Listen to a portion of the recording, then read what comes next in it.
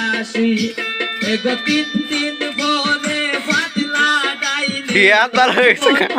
লাগ বেশি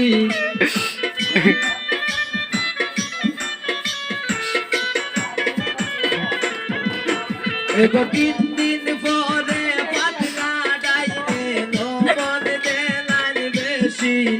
আমি আর যাইতাম নাই শ্বশুর বাড়ি আলাহানি বেশি আমি আর যাইতাম নাই শ্বশুর বাড়ি আলাহানি বেশি